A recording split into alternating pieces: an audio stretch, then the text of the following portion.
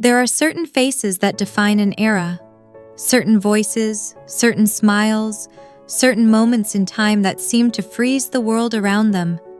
And for an entire generation growing up in the 90s, few stars glowed brighter than Alicia Silverstone. She wasn't just an actress. She was a phenomenon. A soft-spoken California girl who became a defining symbol of teenage cool without ever asking for the spotlight that swallowed her whole. But behind the iconic movie moments, the magazine covers, and the applause, there was a quieter story unfolding. A story far more complicated, a story far more human, and in many ways, a tragic one.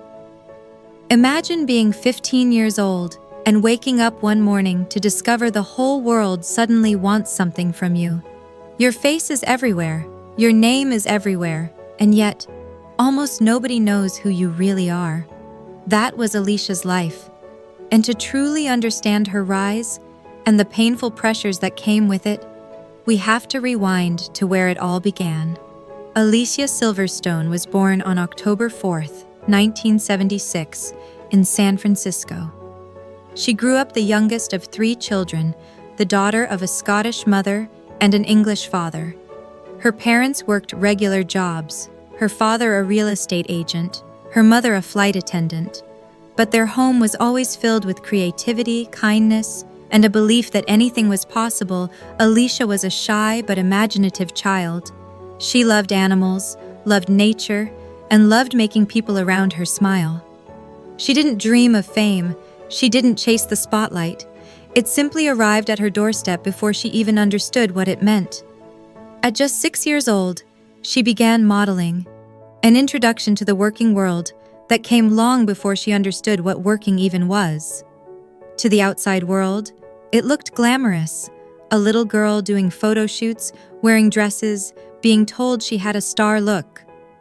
But for a child, that kind of attention is confusing, even overwhelming.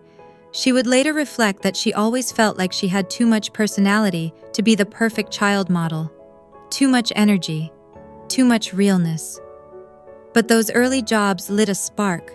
She didn't know it yet, but the world was already starting to watch her. By the time Alicia reached her early teens, she was auditioning for commercials, and soon she booked a small but memorable appearance on the popular show, The Wonder Years.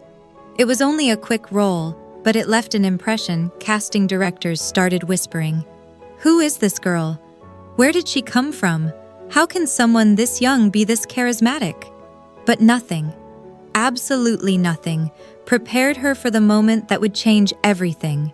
In 1993, at just 15 years old, Alicia Silverstone made her film debut in a psychological thriller that would instantly shock Hollywood and catapult her into fame. The movie was The Crush.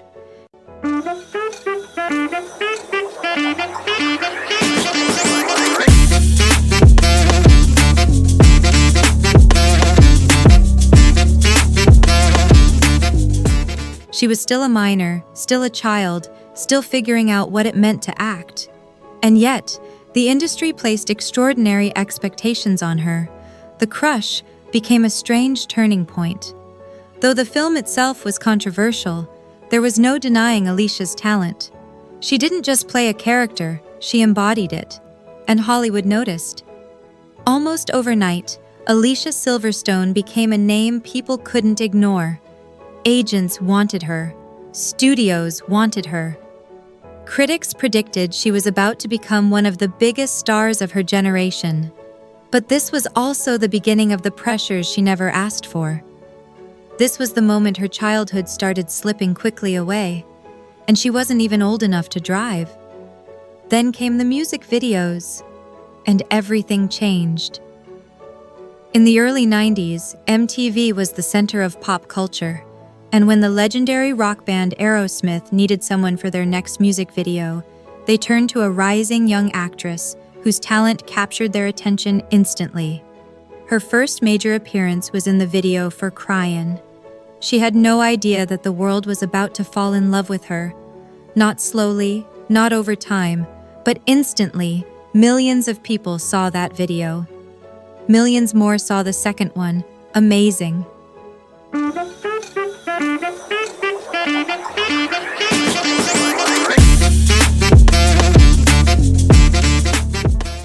And by the time the third video, Crazy, hit MTV, Alicia Silverstone had become a full-blown cultural icon. Teenagers copied her hairstyle, her attitude, even the way she carried herself. Without trying to be a symbol, she became one. But being the face of an era is not always a gift, because with all the attention, expectations began to build, and Hollywood came knocking harder than ever before. Then, in 1995, came the role that would forever define her legacy, Clueless. It wasn't just a movie, it was a cultural earthquake. A film that captured everything funny, colorful, and chaotic about the 90s, while also showcasing Alicia Silverstone at her absolute best. As Cher Horowitz, she became a generational icon. A character kids adored, teens admired, and critics praised. One moment she was the girl from a few music videos. The next moment, she was the star of one of the most beloved comedies ever made. The film was a massive success financially, but more importantly, emotionally. It made people feel good. And Alicia, only 18 years old, found herself at the center of a whirlwind of worldwide attention interviews, photo shoots, award shows, magazine covers. It seemed like she had achieved what so many actors dream of: fame, love, admiration. But behind the smiles, Alicia struggled with something she'd been fighting since childhood: pressure, expectations, and a growing sense that Hollywood loved the idea of her more than the real her. After Clueless, studios saw dollar signs. They wanted to lock her into major deals, give her blockbuster roles, and turn her into a franchise. And at first, it felt like everything was falling perfectly into place.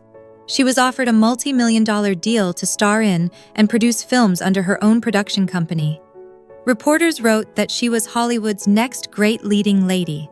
But that spotlight, that big, bright spotlight, is heavy.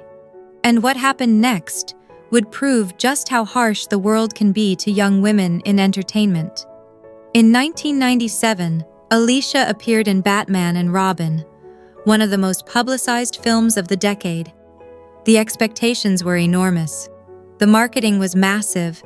The studio was convinced it would be a hit. But when the movie came out, everything collapsed. Critics tore it apart, fans turned on it. And shockingly, the person they targeted most wasn't the writers, or the director, or the studio.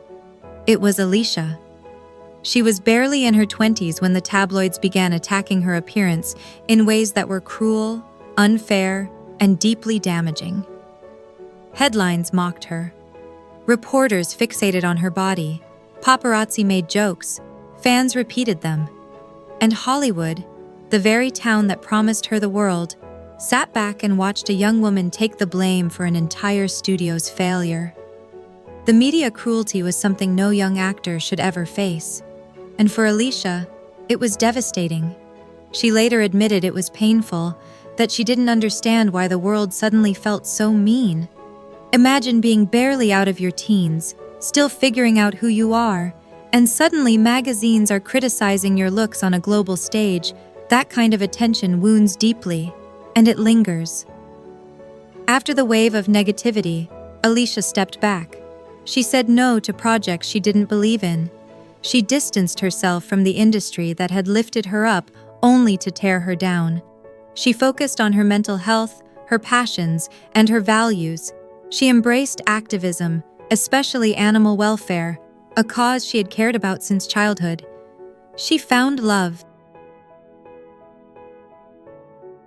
She became a mother, and she found a slower, quieter, more grounded life, far away from flashing cameras.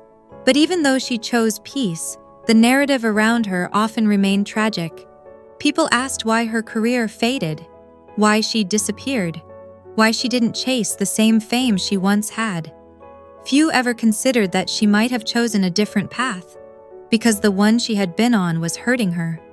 Yet time has a funny way of revealing truth. By the 2000s, the world rediscovered Clueless. Streaming platforms introduced it to new generations. Suddenly, teens who weren't even born when the movie premiered were quoting Cher Horowitz. The iconic yellow plaid outfit reappeared everywhere. The memes, the jokes, the rewatches. They all made Alicia Silverstone a cultural icon all over again.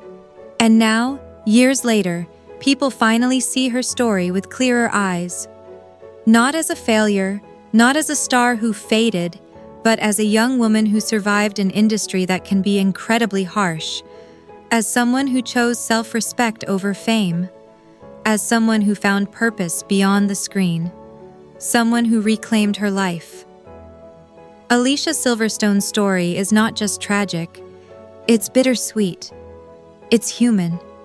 It's the story of a girl who became a star before she became an adult, who was adored and judged at the same time, who carried the hopes of a generation while quietly fighting battles nobody saw. But above all, it's the story of someone who learned the most important lesson fame never teaches: to choose kindness, to choose peace, and to choose herself. Her legacy isn't measured by box office numbers or award show moments. Her legacy is the joy she gave the world, the cultural footprint she left behind, and the strength it took to walk away from a system that forgot she was a person. And even today, decades later, when people re-watch Clueless, or stumble upon her early performances, or see her speak with warmth and honesty in interviews, the world is reminded of something simple, powerful, and unforgettable. Alicia Silverstone wasn't just a star of the 90s, she was the 90s. And no amount of Hollywood pressure, no amount of criticism, gossip, or negativity can erase the brightness she brought into that decade, or the hearts she touched along the way. In the end, hers is the story of a young girl who became an icon, a woman who survived the harshest parts of fame, and a reminder that sometimes the brightest lights shine not when the world is watching, but when someone finally chooses to live for themselves.